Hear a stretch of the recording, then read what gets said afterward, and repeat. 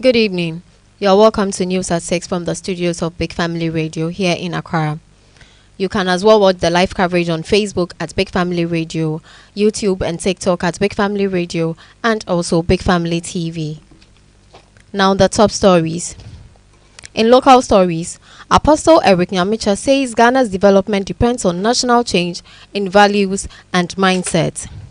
Professor Toyin Falola has urged African leaders and youth to preserve cultural heritage and resist Western influence. In the international news, Vance Bolter has been arrested for the murder of Representative Melissa Hotman and her husband.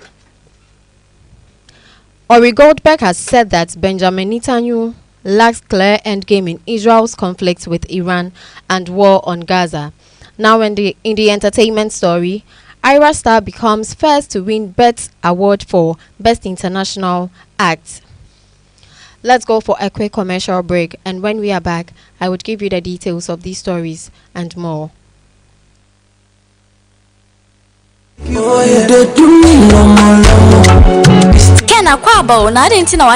Oh, so in my crowd traffic no more sense. But they forget it. You better have cemetery. Hey, Chale, UPO silly a nice power. Shabaristas papi, kitchen cabinet, electrical works installation is also a very nice power. Where they sabro you? If I butcher, Ghana hire, Hoto AA construction works. Hoto AA construction. Just send a mid danger and nice to engine and assassination feka home. Hoto Darman team if I complete. It is a open building company. Our Musi diner one who dinner a channel sasu feka one. Hoto AA construction works. Omuya dinosaur capitry work be a father and who be a Hoto AA betting me I am. Oh, share me kitchen cabinet no papa pa. A one who dinner AA construction at Daramanti. Say bunny plumbing works be a Hoto AA construction the Muslim. Share me kitchen name a bathhouse. Plumbing works a wahinaya a Hoto AA constructions. And a ban electrical installation and design works be a Hoto AA construction. Yamani City international standard. Oh, that's very nice. Shetali papa be a yelly. Paint is very nice and unique. When so a Hoto for Anna. And a ban tile in painting works there. Hoto AA construction a master class. Quality POP barristers. And now fabrication of modern aluminium works are. For when it's true Hoto AA construction works. Hoto AA construction works so on bathroom doors,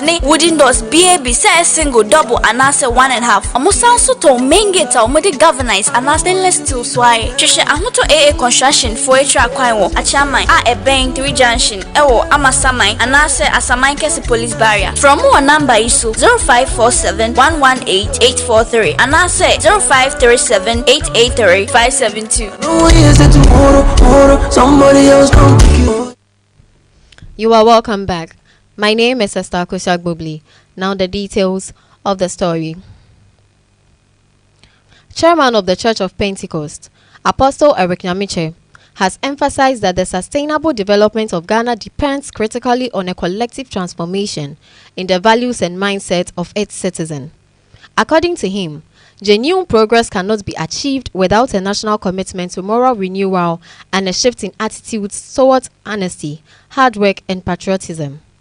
He made these remarks when he received the National Day of Prayer and Thanksgiving Planning Committee, led by Elvis Efriye Ankara, who paid a courtesy visit to him as part of preparations for the upcoming event scheduled for July 1st. Apostle Nyamicha expressed his full support for the initiative, noting that such national moments of prayer and reflection can inspire Ghanaians to embrace positive values that foster unity and development. He further urged leaders and citizens alike to play their part in promoting ethical conduct and a selfless spirit for the betterment of the nation.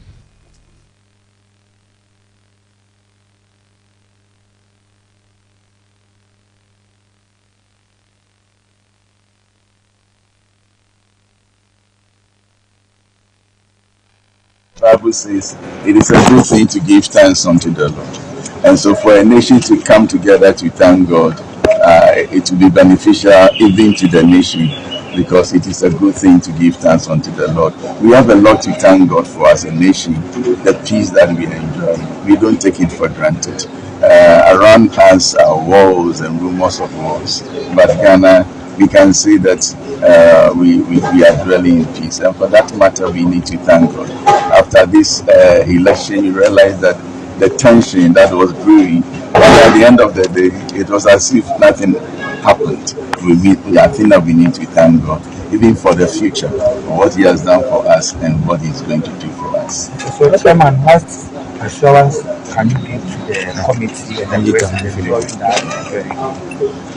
Oh, yes, once we know that it's a laudable cause, all of us will pull our members together, and so that together we will be able to celebrate the goodness of the Lord as a nation. Okay, so I asked which areas do you think need the pressing areas that need to be focused on more with regards to the prayers? Yeah, if it is Thanksgiving, let's make it Thanksgiving. You see, you achieve a lot when you thank God, and you are always complaining and asking. God has done a lot, and He's going to do a lot for us. And so, in the midst of the Thanksgiving, we can also ask for prosperity of the nation. Normally, when we are praying towards an election, we pray that God give us peace, peace, peace. But you see, peace is not all that we need. We also need prosperity. And so, thanking God for the peace, we also want to pray for the prosperity of the nation. Yeah. Thank you. Is there any other thing you'd like to add? Yeah, I think that we should also focus on the values of the people, the values of the Ghanaian. If we don't change our values, development is to be very hard to come by. And so as we meet together as a church, maybe one or two advices to all of us as Ghanaians so that we uphold values. Because we are very religious. I know on that day we come with our handkerchiefs, but it's the same people who also breed the corruption. So there must be something that must change with all of us. Right. Thank you. Justice Senyo Zamafe has unequivocally opposed any attempt to stifle investigative journalism under the pretext of safeguarding the judiciary. He emphasized that a transparent and accountable judiciary system is vital for upholding public trust and democratic principles. According to Justice Zamafe, investigative reports that are conducted fairly and thoroughly should not be withheld from the public, as such publications play a crucial role in exposing wrongdoing, promoting justice, and ensuring that those entrusted with power remain answerable to the people they serve. He reaffirmed that genuine investigative journalism, when practiced responsibly, strengthens rather than undermines the integrity of the judiciary.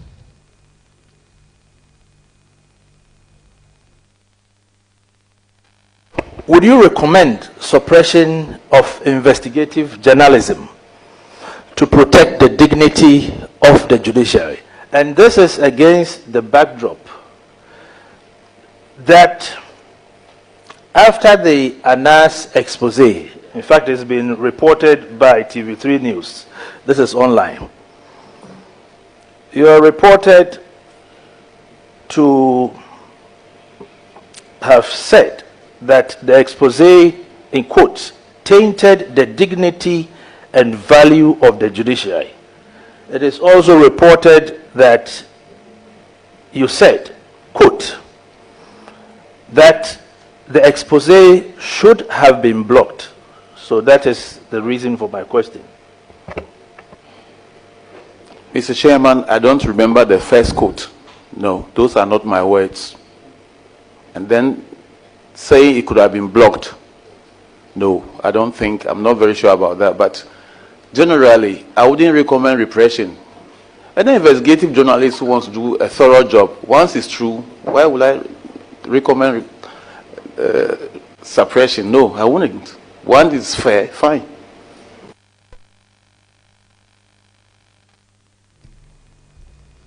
To end the local story, renowned Nigerian historian and esteemed African studies scholar, Professor Tonyin Falola, has called on African leaders and the continent's youth to wholeheartedly embrace and preserve their rich cultural heritage.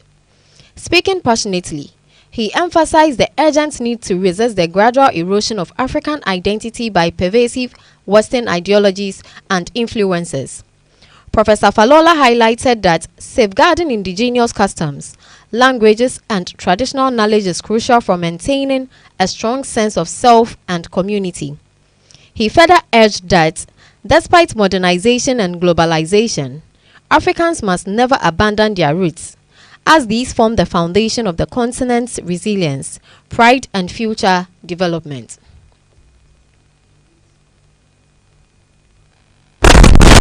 throw away the legacies of the past. Even when you don't understand them. And I use the specific examples drawing from science and technology. Second, while accepting Western ideas, Western science, Western technology, it does not mean you will reject yours in the areas of agric, of health, of architecture, of the environment, because all these have promoted sustainability. Third, generation of students must know about them, because it's by knowing about them that they will create innovations. And we have seen the capacity to create these innovations from Afrobeats, in which people like Davido, Ashake, Burna Boy are taking the ideas of the past, reforming them to use. Before we move to the international news, you can watch the live coverage on Facebook at Big Family Radio, and also follow us on Facebook at Big Family Radio, Instagram Big Family Radio, YouTube and TikTok at Big Family Radio and Big Family TV. You can as well download our radio app on the Google Play Store on Android and App Store on iOS. Now moving on to the international news.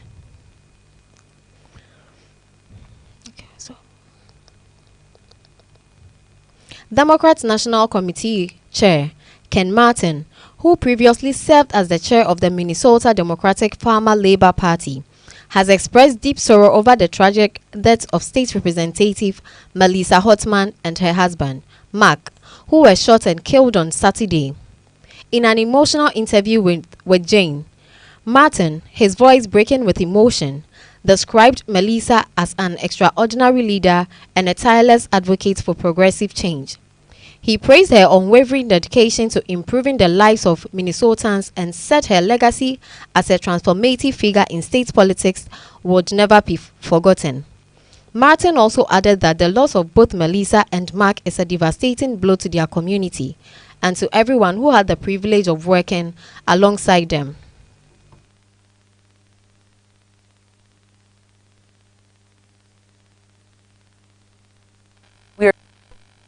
I'm so grateful for you to be here with us tonight, because this is so much going on around the country, but I know for you and for so many people from Minnesota, this is a very personal story, a personal night, a tragic night. And I just want to start by asking you to tell us a little bit more about Speaker Hortman and her husband, Mark. What should we know about them? Well, first, let me just say, Jen, thanks for having me on. And she lost again, and in 2003, I can't get this conversation out of my head, because we're down in Iowa campaigning for John Kerry together, and as we were coming back to Minneapolis, driving that 3-hour trip back, she asked me about what she thought, what I thought about her running again, and I told her something that Paul Wellstone said, that the future does not belong to the cynics or those who sit on the sidelines, but the future belongs to those who believe in the beauty of their dreams and who are change makers. So Melissa was a huge change maker, just amazing. Moving on.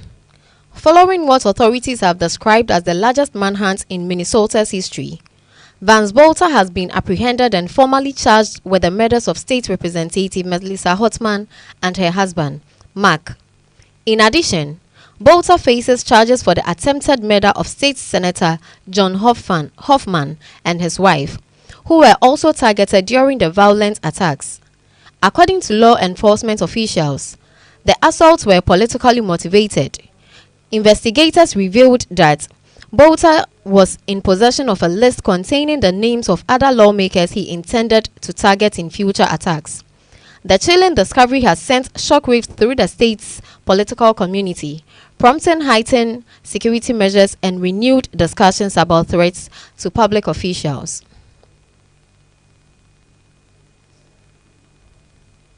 The suspect in a pair of targeted shootings of Minnesota lawmakers is in police custody this morning. After a two-day manhunt, 2 sleepless nights, law enforcement have apprehended Vance Bolter. That's 48 hours that law enforcement involved in a complex and dangerous manhunt. Vance Bolter has been charged with 2 counts of murder and 2 counts of attempted murder after a multi-day manhunt that's been called the largest in state history. Authorities say on Saturday, Bolter impersonated law enforcement to gain access to the homes of State Representative Melissa Hortman and her husband before he assassinated them. He allegedly used the same method to shoot State Senator John Hoffman and his wife Yvette. They're both still hospitalized with severe injuries. The shootings have been described as politically motivated. Bolter abandoned his car at the Hortmans' home after a shootout with police and then fled. Officers say they found a list of other lawmakers and officials in that car that appear to be future targets. They believe Bolter acted alone, but are still investigating if he was part of a, quote, broader network.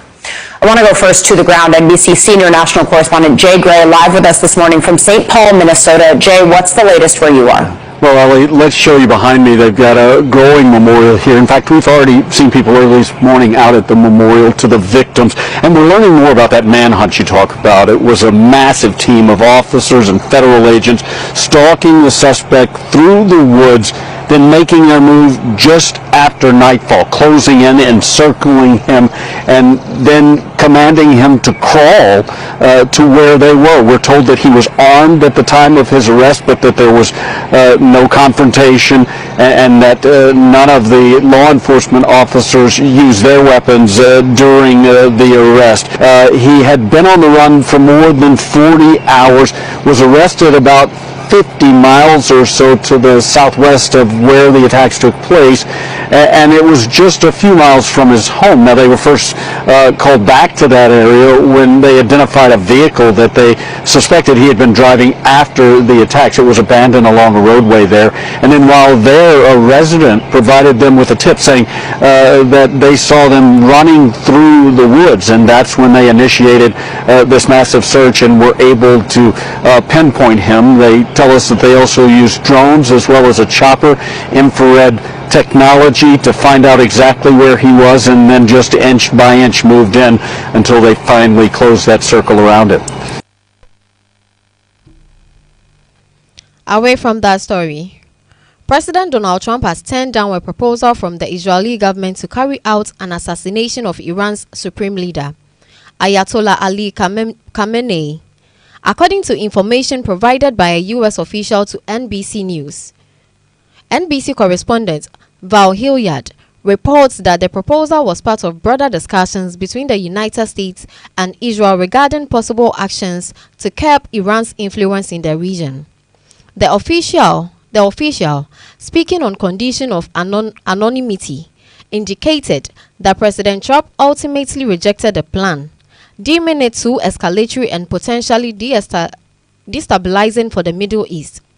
The revelation sheds new light on the high-stakes deliberations that took place during Trump's administration as tensions with Iran continued to mount.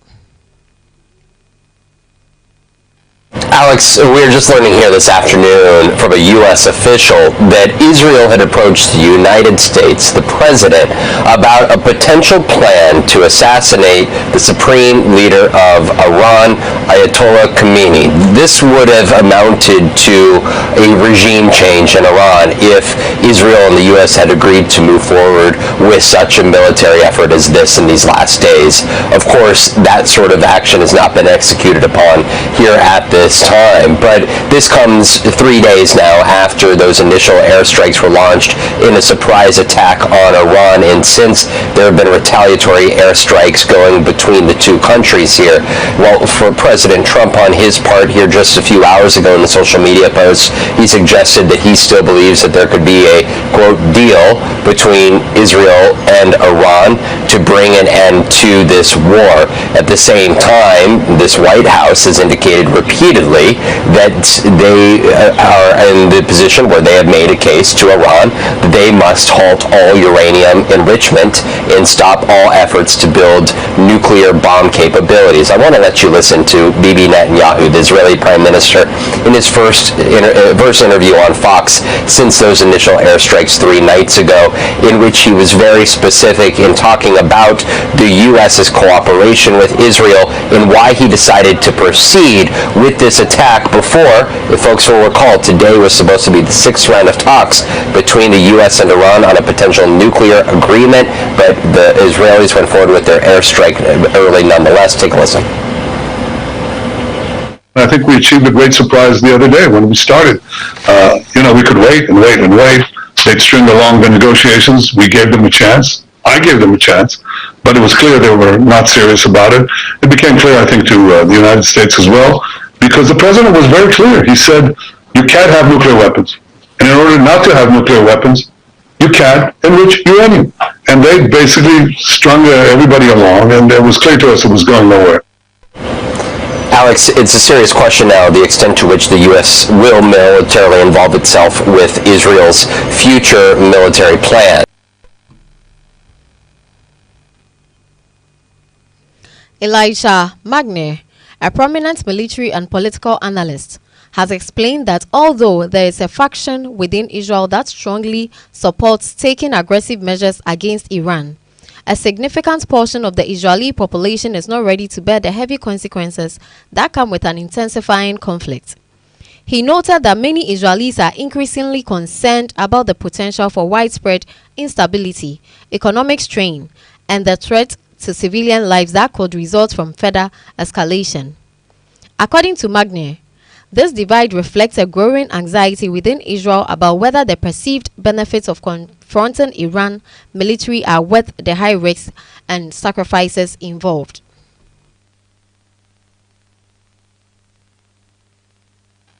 I think it's going to continue escalating because we are just on the first days of the war that Israel declared on Iran. And also the Israeli officials, Prime Minister, the army, all warned the Israeli society that this war is going to be heavy and the price is going to be extremely high. But the society that all stands behind Benjamin Netanyahu and support the war in Iran did not expect this level of destruction. So now they are realizing what the Palestinians have been suffering, what the Lebanese have been suffering, and they see the destruction in front of them. Building in Tel Aviv, in Haifa, destroyed, fire everywhere, the properties no longer exist, the number of 8 people killed, 250 wounded in one day, that unheard of since a very long time in Israel. So all that is not something that the society was ready for. The officials are and were, but confronting the reality is something different. Now to end the international news. Ori Goldberg, a well-known political commentator, has stated that Israel's recent attack on Iran highlights what he sees as a troubling lack of a coherent long-term strategy from Prime Minister Benjamin Netanyahu. According to Goldberg, Netanyahu's actions indicate that he does not have a clearly defined objective for how to handle tensions with Iran, nor does he have a viable plan for bringing an end to the protracted and devastating war in Gaza.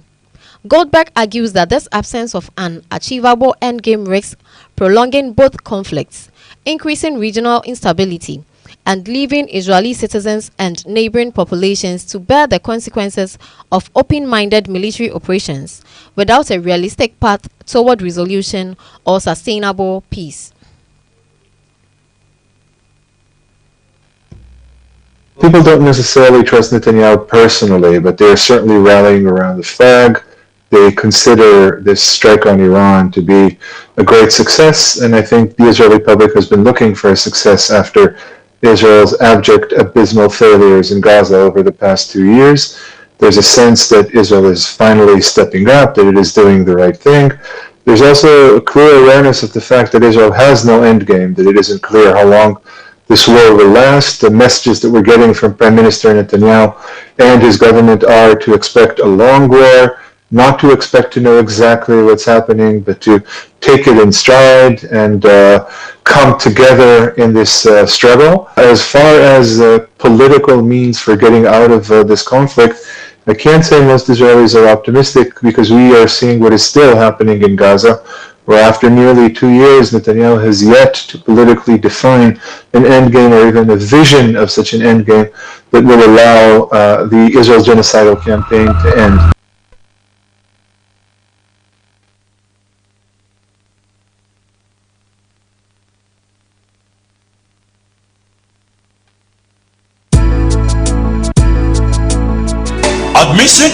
Admission.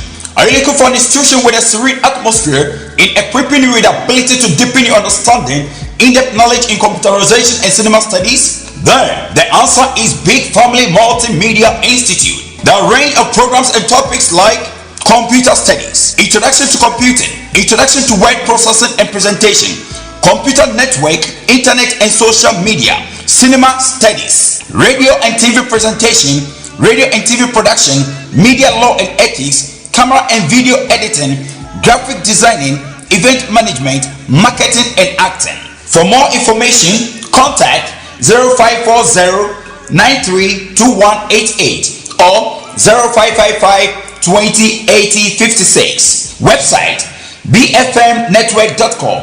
Email info@bfmnetwork.com. Enroll now and experience the difference. You are welcome back. Now moving on to the entertainment news. Ghanaian media executive and culture curator Rudy Kwache has revealed that many events in Ghana struggle to make profits because organizers give out far too many free tickets. Speaking in an interview, Rudy explained that event promoters often distribute complimentary tickets just to fill up venues. You charge 100,000 cedis to put on a show in Ghana, but the reality is you can't actually sell tickets worth $100,000.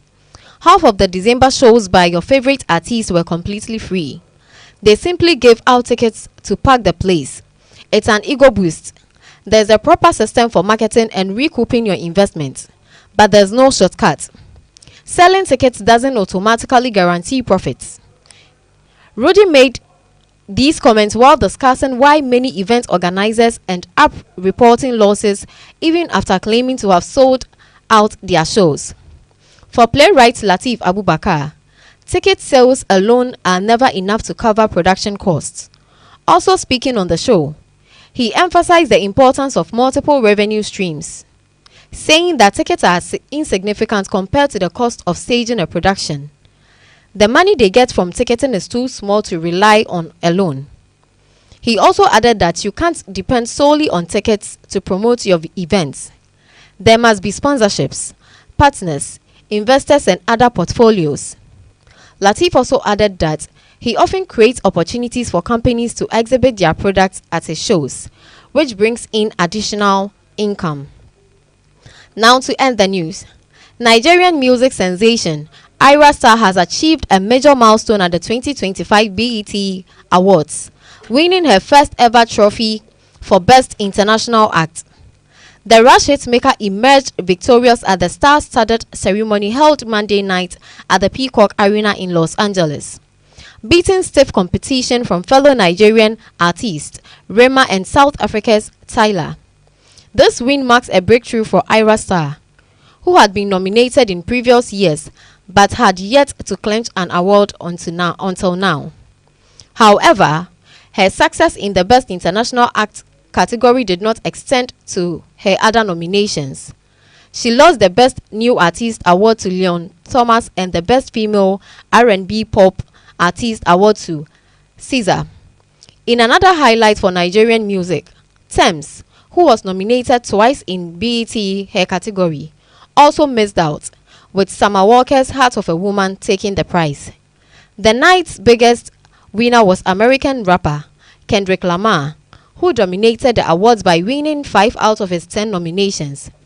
His haul included Album of the Year for GNX, Best Male Hip Hop Artist, Video of the Year for Not Like Us, Best Collaboration for Luther with Caesar, and Video Director of the Year shared with Dave Free for Not Like Us.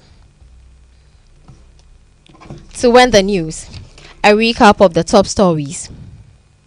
Apostle Eric Nyamiche says Ghana's development depends on national change in values and mindset. Professor Tony Falola has urged African leaders and youth to preserve cultural heritage and resist Western influence. Vance Bolter has been arrested for the murder of Representative Melissa Hotman and her husband. Ori Goldberg has said that Benjamin Netanyahu lacks clear endgame in Israel's conflict with Iran and war on Gaza. Now in the entertainment news, Ira Star becomes first to win BET Award for Best International Act. To acknowledge my sponsors: Jim Herbal, Big Family Multimedia Institute, BFM Store, Trustees Network Group, Williams Pub, Ruth Fashion and Deco, MB Cakes and Pastries, Center for Trade, Ahonto AA Construction Works. You can always watch our live programs on Facebook and also follow us on Facebook at Big Family Radio, Instagram at Big Family Radio, YouTube and TikTok at Big Family Radio and Big Family TV. You can also download our radio app on the Google Play Store on Android and App Store on iOS. A massive thank you to my production team. My name is Esther Akusiagbobli, and thank you for joining News at 6 from the studios of Big Family Radio here in Accra. Have a good evening.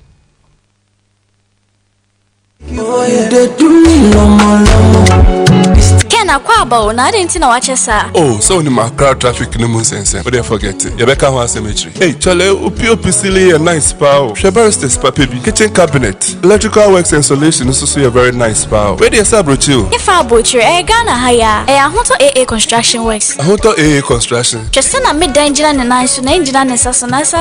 Feka home. Ahonto Darman team if you complete. It is a open building company. Our musi diner one who dinner a channel as we feka home. Ahonto AA Construction Works. Omu we dinosaur carpentry work be a father and who be Ahonto AA betimi ayama. Oh, share me kitchen cabinet no papa pa. One who dinner AA Construction at Daramanti. Say ban plumbing works be a Ahonto AA Construction the mushroom. Share me kitchen name a bathhouse. Plumbing works a wahinina Ahonto AA Constructions. And a ban electrical installation and design works be a Ahonto AA Construction. Yamani City International Standard. Oh, that's very nice. Shetale papa be a yele. Paint is very nice and unique. When so Ahonto for na ana. And a ban tile in the painting works there Ahonto AA Construction a masterclass. Quality POP barristers. And now fabrication of modern aluminium works are. For when you choose Ahonto AA Construction Works. Ahonto AA Construction Works so on bathroom doors, wooden doors, BAB, say a single, double, and answer 1.5. Almost also to main gate or modi governance and stainless steel swai. Trisha Ahonto AA Construction for a track a chamai,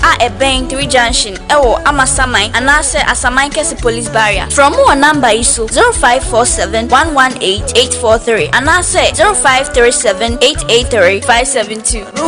Tomorrow, somebody else come to you.